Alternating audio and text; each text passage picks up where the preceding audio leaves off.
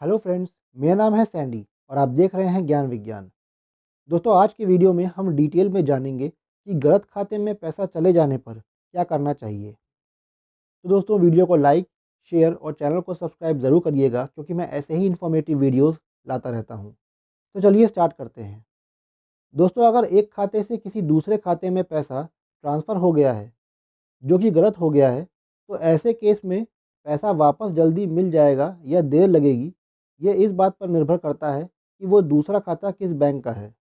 अगर दूसरा खाता उसी बैंक की ब्रांच का है जिस बैंक की ब्रांच में ग्राहक का खाता है, तो पैसा उसी दिन, मतलब जिस दिन ग्राहक बैंक में शिकायत करेगा, उसी दिन बैंक जांच करके ग्राहक के खाते में वापस पैसा डाल देगी।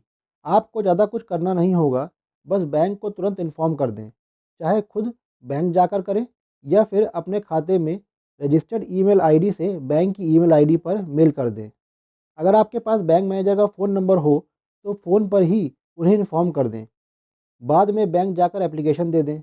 ऐसा करना ज़रूरी है, वरना अगर दूसरे खाता धारक ने खाते से पैसा निकाल लिया या किसी और बैंक में ट्रांसफ़र कर दिया, तो पैसा ग्राहक को वापस मिलने में और देरी लगेगी।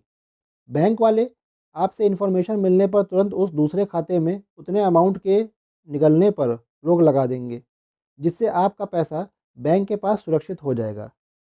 बैंक में दी जाने वाली एप्लीकेशन और ईमेल आईडी के फॉर्मेट के बारे में अभी हम वीडियो के एंड में जानेंगे। अपनी बैंक की ईमेल आईडी ग्राहक अपनी पासबुक या चेकबुक से जान सकते हैं।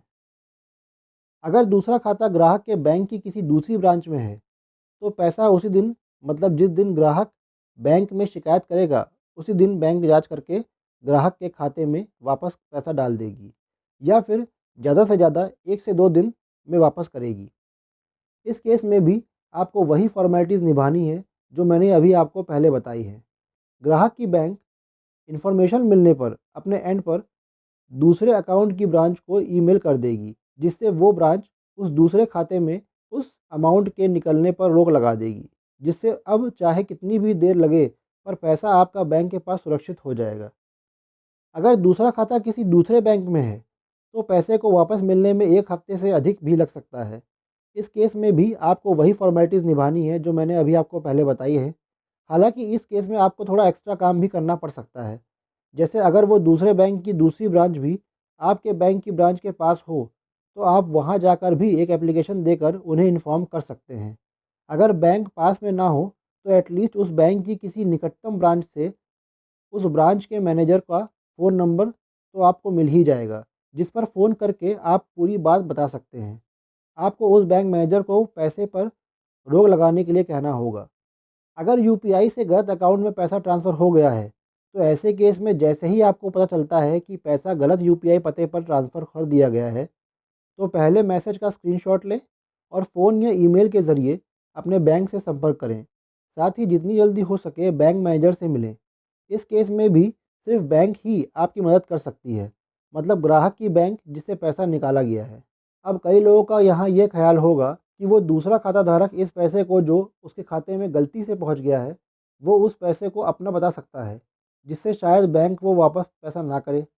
लेकिन इस बात की संभावना बहुत ही कम होती है कि बैंक उसकी बात माने, क्योंकि ग्राहक के खाते से यह बात तो साबित हो जाती है कि पैसा किसी दूसरे के अकाउंट में गया है।